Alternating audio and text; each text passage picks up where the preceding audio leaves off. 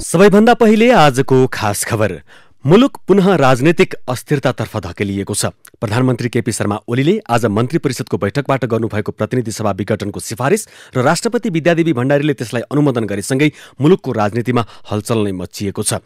नयाँ संविधान जारी भएपछिको पहिलो निर्वाचनमा 2/3 बहुमतसहित नेकपाले 5 वर्ष सरकार चलाउन जनमत पाएकोमा पार्टीको आन्तरिक कलहका कारण 3 वर्ष नपुग्दै प्रधानमन्त्री ओलीले संसद विघटन गर्नुभएको छ। संसद विघटनसँगै 4 महिना समय राखेर मध्यावधि चुनावको मिति समेत तोकिएको छ। राष्ट्रपति कार्यालयबाट जारी विज्ञप्तिमा आगामी वैशाख 17 र 27 गतेका लागि 2 चरणमा हुने गरी प्रतिनिधि सभा सदस्यका लागि चुनाव हुने उल्लेख छ।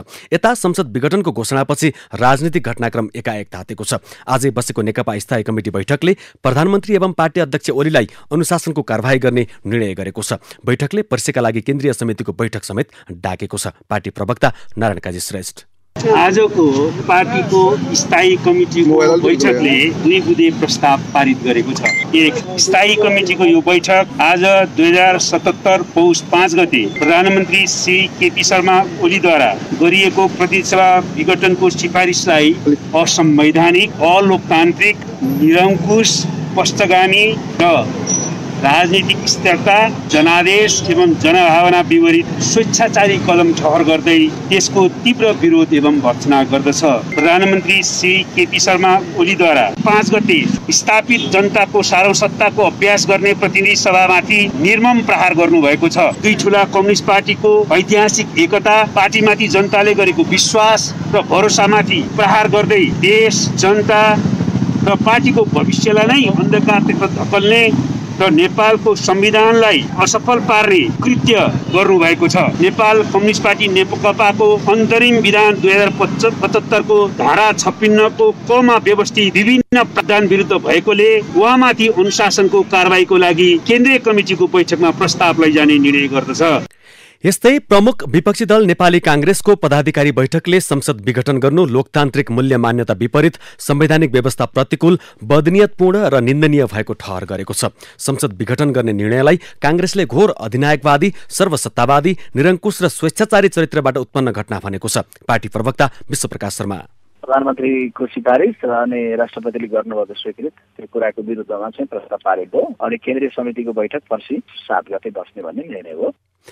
प्रधानमन्त्रीको आजको कदमसँगै खास गरी अब के हुन्छ भन्नेमा सर्वत्र चासो बढेको छ। सुरुमा प्रधानमन्त्रीको संसद विघटनको सिफारिस राष्ट्रपतिले रोक्ने अनुमान पनि गरिएको थियो। दलका नेता एवं कानूनका जानकारहरूले प्रधानमन्त्रीको कदममा राष्ट्रपतिले साथ दिन नहुने मत व्यक्त गरेका थिए। तर राष्ट्रपतिले प्रधानमन्त्रीको सिफारिस अनुमोदन गरेपछि अब न्यायालयतर्फ चासो बढेको छ। प्रधानमन्त्री ओलीको कदम विरुद्ध सर्वोच्चमा रिट पर्ने निश्चित छ। त्यसैले संसद पुनर्स्थापित हुने या नहुने भन्ने विषय सर्वोच्चको फैसलामा भर पर्नेछ।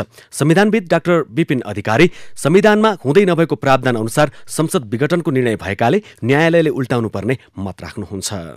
संविधानले प्रधानमन्त्रीको प्रतिनिधि सभा विघटन गर्ने जुन त्यो विशेषाधिकार नै चाहिँ स्वीकार गरेको छैन भनेपछि त्यो असंवैधानिक अधिकारको प्रयोग जुन प्रधानमन्त्रीबाट भएको छ त्यो अदालतले स्वतः निराकरण गर्ने विषय भएको हुँदा संसद विघटन गर्ने विशेषाधिकार व्यवस्था छैन। पहिलेको संविधानमा त्यो थियो, अब चाहिँ त्यो हटाइएको छ। हटाएको अधिकार प्रयोग गर्ने भन्ने त हुँदैन। त्यस हुनाले मुलुक यथास्थितिमा फर्किन सकिने सम्भावनाहरू नै बढी छन्।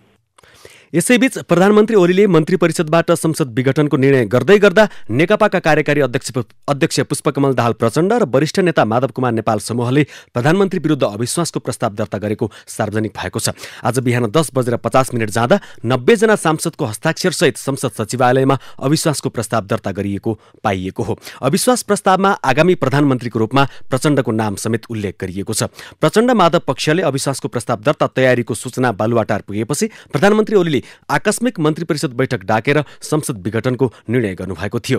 प्रधानमन्त्री ओलीको आजको कदमको अहिले चौतर्फी विरोध भइरहेको छ। अब सुनौ विभिन्न दलका प्रभावशाली नेताहरूले के भने त। खबर सहयात्री सपना सिंहबाट।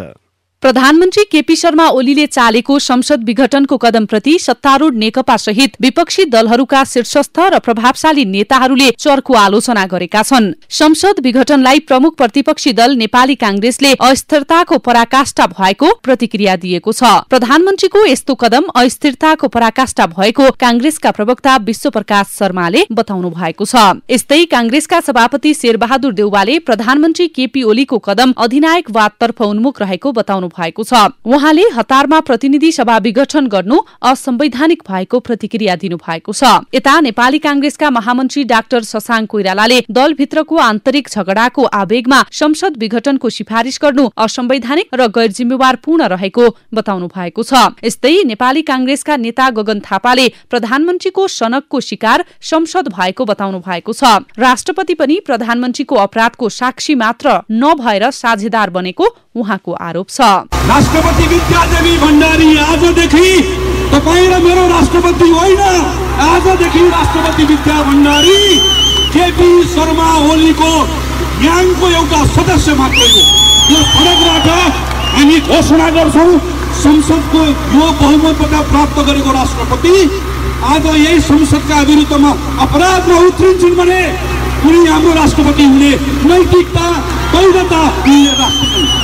यता जनता समाजवादी पार्टी जसपाले संसद विघटनको निर्णय अधिनायकवाद र निरंकुशताको पराकाष्ठा भएको भन्दै प्रतिवाद गर्न आग्रह गरेको छ। यस्तै पूर्व प्रधानमन्त्री तथा जसपाका संघीय परिषद अध्यक्ष डाक्टर बाबुराम भट्टराईले प्रधानमन्त्री केपी शर्मा ओलीको अहिलेको टिम रहेसम्म लोकतन्त्रमाथि खतरा रहिरहने बताउनु भएको छ। नयाँ संविधानमा हामीले देशमा राजनीतिक स्थिरता कायम गर्नको निम्ति प्रतिनिधि सभाको कार्यकाल 5 वर्ष किटान गरेका थियौं। विगतका अस्थिरतालाई ध्यान दिँदै बीचमा नै संसद विघटन गरेर अस्थिरता निम्त्याउन नदिने प्रावधान राखेका थियौं। त्यस विपरीत प्रधानमन्त्री केपी शर्मा ओलीले संसद विघटन गरेको जुन खबर प्राप्त भएको छ त्यो अत्यन्त दुःखद छ।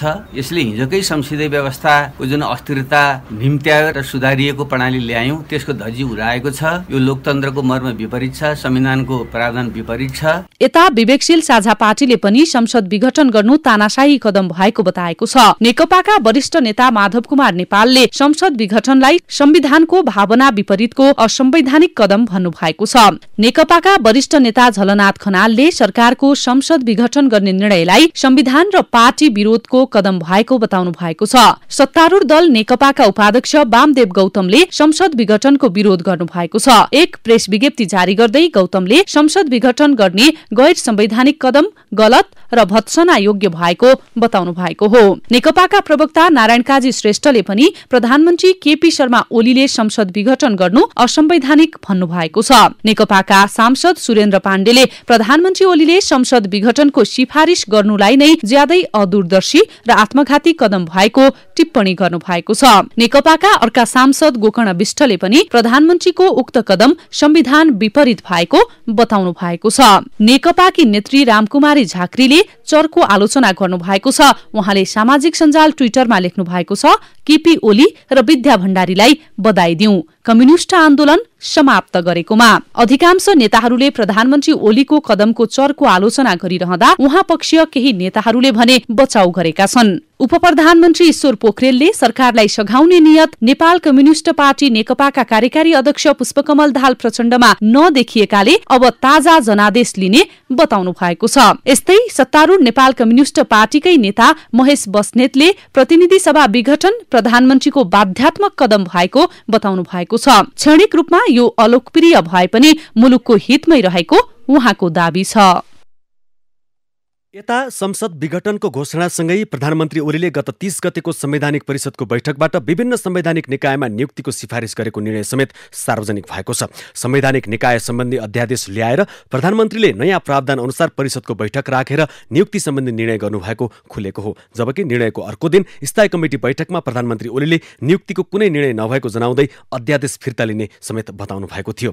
आजै प्रचण्ड नेपाल निकट 7 जना मन्त्रीले राजीनामा समेत दिएका छन्। राजीनामा दिनेमा शिक्षा मन्त्री मन्त्री गिरिराजमणि पोखरेल, ऊर्जा मन्त्री वर्षमान पुन, कृषि मन्त्री घनश्याम भुसाल, पर्यटन मन्त्री योगेश भट्टराई, वन मन्त्री शक्तिबहादुर बस्नेत, श्रम मन्त्री रामेश्वर राय यादव, खानेपानी मन्त्री बिना मगर छन्। तर पूर्व माओवादी कोटाबाट मन्त्री बनेका गृहमन्त्री रामबहादुर थापा र उद्योग मन्त्री लेखराज भट्टले भने राजीनामा दिएनन्। यस्तै ओलीको संसद विघटनको कदमलाई कानूनका जानकारहरूले चाहिँ के भन्छन् त? सुनौ खबर सहयात्री दिनेश जोशीबाट। सरकारले संसद विघटन गरेपछि कानूनका जानकार, नागरिक समाज लगायत सबैतिरबाट यो कदमको विरोध भइरहेको छ। मन्त्री परिषदको सिफारिसमा प्रधानमन्त्री केपी शर्मा ओलीले आज संसद विघटन गरेसँगै उक्त निर्णय असंवैधानिक तथा संविधान विपरीत भएको भन्दै सर्वत्र आलोचना भएको हो। संसद विघटनको सिफारिसलाई कानूनविदहरूले जर्मन शासक हिटलरको भन्दा ठूलो कदमको संज्ञा दिएका छन्। वरिष्ठ अधिवक्ता शम्भु थापाले प्रधानमन्त्रीलाई संसद विघटन गर्ने अधिकार नभएको बताउँदै संसदको विघटनको यो सिफारिस हिटलरको भन्दा बढी खतरनाक भएको बताउनुभयो।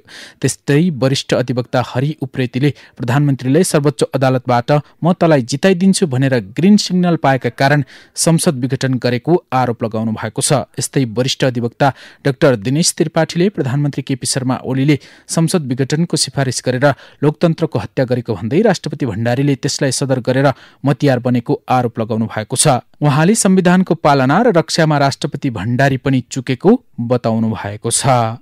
प्रधानमन्त्रीको यो जो मुभ छ यो घोर अनकन्स्टिट्युसनल मुभ हो, घोर गैर संवैधानिक मुभ हो। त्यो मुभमा चाहिँ राष्ट्रपतिको पनि सहभागिता हुनु यो चाहिँ एकदमै दुर्भाग्यजनक हो। र वास्तवमा के छ भने प्रधानमन्त्रीको जुन यो कदम छ यो संविधान विरुद्ध गरिएको को हो, यो संविधानको हत्या हो, यो लोकतन्त्रको हत्या हो। हामीले आशा गरेका थियौँ कि राष्ट्रपति महोदयले आफूलाई संविधानको हत्याको मतियार बनाउनु हुने छैन, आफूलाई लोकतन्त्रको हत्याको मतियार बनाउनु हुने छैन भन्ने चाहिँ हामीले आशा गरेका थियौँ। तर नेपाली जनताको यो आशामाथि उहाँले सारापात गर्नु हो। त्यस्तै नेपाल बार एसोसिएसनका पूर्व अध्यक्ष प्रेम बहादुर खड्काले 5 वर्ष अवधि नपुगी संसद विघटन गर्न संविधान अनुसार नमिल्ने तर्क गर्नुभएको छ। यस्तै महान्यायाधिवक्ता समेत रहेका वरिष्ठ अधिवक्ता रमण श्रेष्ठले प्रधानमन्त्री केपी शर्मा ओलीको प्रतिनिधि सभा विघटनको कदम गैर संवैधानिक रहेको बताउनुभयो। विघटन भएको संसद पुनर्स्थापित हुन सक्ने उहाँको भनाइ छ। विगतमा विघटित प्रतिनिधि सभालाई कहिले अदालतले त कहिले जनताको आन्दोलनले बिउताएको उहाँले स्मरण गराउनु भएको छ। यस्तै संविधानविद भीमार्जुन आचार्यले प्रधानमन्त्रीले संविधानमाथि कु गरेको आरोप लगाउनु भएको छ। 2 तिहाईको सरकारले आफूलाई काम गर्न नदिएको भनेर संसद विघटन गर्नु गलत भएको उहाँको भनाइ छ। नेपाली खबरमा अब आज दिनभरका प्रमुख खबर संक्षेप, साथमा खबर सहयात्री गोमा परियार। प्रधानमन्त्री तथा नेकपाका अध्यक्ष केपी शर्मा ओलीले आफूपक्षीय नेताहरूको भेला बोलाउनु भएको छ। ओलीले भोलि बिहान 9 बजे प्रधानमन्त्री निवास बालुवाटारमा आफूपक्षीय नेताहरूको भेला बोलाउनु भएको जनाइएको छ। भेलामा ओलीपक्षीय विघटित प्रतिनिधि सभाका सांसद र केन्द्रीय नेताहरूको उपस्थित रहने जनाइएको छ। यता प्रधानमन्त्री ओलीले नेपालका 4वटै सुरक्षा अङ्गका प्रमुखहरूलाई आगामी निर्वाचन सफलतापूर्वक सम्पन्न गर्न आवश्यक तयारीमा जुट्न निर्देशन दिनुभएको छ। आज बालुवाटारमा भएको छलफलमा उहाँले यस्तो निर्देशन दिनुभएको हो। नेपाल कम्युनिष्ट पार्टी नेकपा, नेपाली कांग्रेस र जनता समाजवादी पार्टी जसपाले संसद विघटनको संयुक्त रूपमा प्रतिवाद गर्ने सहमति गरेका छन्। नेकपाको पहलमा 3 दलका नेताहरूको बैठक कांग्रेस संसदीय दलको कार्यालय सिंहदरबारमा बसेको थियो। बैठकमा नेकपाका वरिष्ठ नेता माधव कुमार नेपाल, झलनाथ खनाल, नारायण काजी श्रेष्ठ र देव गुरुङ उपस्थित हुनुभएको थियो भने कांग्रेसका वरिष्ठ नेता रामचन्द्र पौडेल, प्रमुख सचेतक बालकृष्ण खाँट र मिनेन्द्र रिजाल तथा जसपाका डाक्टर बाबुराम भट्टराई र राजेन्द्र महतो उपस्थित हुनुभएको थियो। बैठकले संसद विघटन गर्न प्रधानमन्त्रीले गरेको सिफारिस र त्यसलाई अनुमोदन गर्ने राष्ट्रपतिको कदम दुवै असंवैधानिक र अलोकतान्त्रिक भएको निष्कर्ष निकालेको छ। यसको विरोध गर्ने र संयुक्त रूपमा प्रतिवाद गर्ने निर्णय समेत भएको नेकपा प्रवक्ता श्रेष्ठले बताउनु भएको छ। भोलि फेरि बैठक बस्ने सहमति भएको पनि उहाँको भनाइ छ। राष्ट्रिय प्रजातन्त्र पार्टीले प्रतिनिधि सभा विघटन गर्ने सरकारको निर्णय संविधान र प्रजातान्त्रिक मूल्य मान्यता विपरीत भएको ठहर गरेको छ। आज बसेको केन्द्रीय सचिवालय कार्यव्यवस्था समितिको बैठकले संविधानले मन्त्री परिषदको सिफारिसमा संसद विघटन हुने व्यवस्था परिकल्पना नै नगरेको भन्दै सरकारको कदम संविधान विपरीत भएको निष्कर्ष निकालेको हो। नेपालमा कोरोनाबाट संक्रमित हुने भन्दा निको हुनेको संख्या बढ्न थालेको छ। आज थप 1097 जना संक्रमित डिस्चार्ज भएका छन् भने 588 जनामा संक्रमण पुष्टि भएको छ। हालसम्म नेपालमा संक्रमणबाट निको हुनेको कुल संख्या 2,43,664 रहेको छ भने संक्रमित संख्या 2,53,772 रहेको स्वास्थ्य तथा जनसंख्या मन्त्रालयले जनाएको छ। देशभर 8,320 जना सक्रिय संक्रमित रहेका छन् भने 421 जना क्वारेन्टिनमा रहेका छन्। यस्तै आज थप 11 जनाको मृत्यु भएको छ। यो सँगै देशभर कोरोनाबाट मृत्यु हुनेको संख्या 1,788 पुगेको मन्त्रालयले जनाएको छ। कांग्रेस नेता कृष्ण प्रसाद सिटौला अस्पताल भर्ना हुनुभएको छ। छाती सम्बन्धी समस्या देखिएपछि उहाँ आज राजधानीको हेम्समा भर्ना हुनुभएको हो। अस्पतालका अनुसार आज साँझ भर्ना हुनुभएका उहाँको स्वास्थ्य परीक्षण सुरु गरिएको छ। 10 दिन अघि कोरोना संक्रमण देखिएको उहाँको स्वास्थ्यमा पछिल्लो समय समस्या देखिएको बताइएको छ। सरकारले अख्तियार दुरूपयोग अनुसन्धान आयोगको प्रमुख आयुक्तमा पूर्व गृह सचिव प्रेम कुमार राईको नाम सिफारिस गरेको छ। संवैधानिक परिषदको मङ्सिर 30 गते बसेको बैठकले अख्तियारको प्रमुख आयुक्तमा राईलाई सिफारिस गर्ने निर्णय गरेको बताइएको छ। सो निर्णय अनुसार राईको नाम संसद सचिवालयमा दर्ता भएको हो। सरकार र उखु किसान बीच सिंहदरबारमा भएको वार्ता बिना निष्कर्ष टुङ्गिएको छ। आजको वार्तामा कृषकले उठाएका मुद्दामा कुनै सहमति नभएको बताइएको छ। विगत 8 दिनदेखि काठमाडौँ आएर तराईका उखु किसानले चिनी मिलबाट पुरानो बक्यौता भुक्तानी माग्दै आन्दोलन गरिरहेका छन्। भोलि पुनः वार्ता बस्ने गरी आजको बैठक सकिएको छ। वार्तामा आन्दोलनको स्वरूप परिमार्जन गर्न किसान प्रतिनिधि तयार भएका छन्। लक्षणसहितका कोरोना संक्रमितको उपचार गर्न विराटनगरमा 100 शय्यामा क्षमताको नागरिक केयर सेन्टर सुरु गरिएको छ। निजी क्षेत्रको समेत लगानीमा प्रदेश सरकारले रेखदेख अनि सञ्चालनको जिम्मा लिने गरी सुरु भएको जनाइएको छ।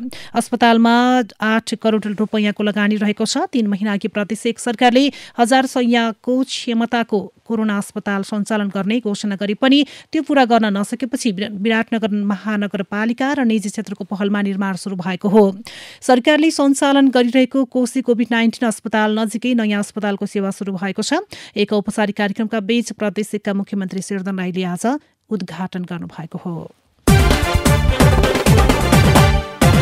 समान कामको समान पारिश्रमिक हुनुपर्ने माग गर्दै आन्दोलनरत त्रिभुवन विश्वविद्यालयका आंशिक प्राध्यापकहरूले आज सिट्टी बजाएर विरोध प्रदर्शन गरेका छन्। आंशिक प्राध्यापकहरूले आज कीर्तिपुर स्थित उपकुलपतिको कार्यालय अगाडि आफ्ना मागहरू पूरा गर्न दबाव दिन सिट्टी बजाएर प्रदर्शन गरेका हुन्। आंशिक प्राध्यापकहरूले एक शैक्षिक सत्र पूरा गरेका सम्पूर्ण आंशिक प्राध्यापकहरूलाई पूर्णकालीन करार गर्नुपर्ने माग गरेका छन्। त्रिवी आंशिक प्राध्यापक संघ केन्द्रीय समितिका सचिव ईश्वर चन्द्र पौडेलले विगत 15 वर्ष यता आन्दोलन गर्दै आएको र यसपटक निर्णायक आन्दोलन गरिरहेको जानकारी दिनुभयो। भारतमा आगामी जनवरीदेखि कोरोना विरुद्धको खोप लगाउने तयारी सुरु गर्न थालिएको छ। स्वास्थ्य विभागका एक अधिकारीका अनुसार भारतको औषधि नियमन गर्ने संस्थाले आगामी केही साताभित्रै आपतकालीन अवस्थामा प्रयोग गर्ने गरी केही भ्याक्सिनलाई अनुमति दिने तयारी गरेको छ। यस्तै नेपाल ओलम्पिक कमिटी एनओसीले नेपाली खेलकुदको अभिलेखीकरण गर्ने परियोजना औपचारिक सुरुवात गरेको छ। एनओसीले अन्तर्राष्ट्रिय ओलम्पिक कमिटी आईओसीको सहयोगमा नेपाली खेलकुदको डिजिटल अभिलेख कृत प्रोजेक्ट 2020-2021 सुरु गरिएको जनाएको छ। आज पत्रकार सम्मेलन गर्दै एनओसीले नेपाली खेलकुदमा दूरगामी प्रभाव पार्ने अभिलेखीकरणको परियोजना सुरु भएको जानकारी दिएको छ।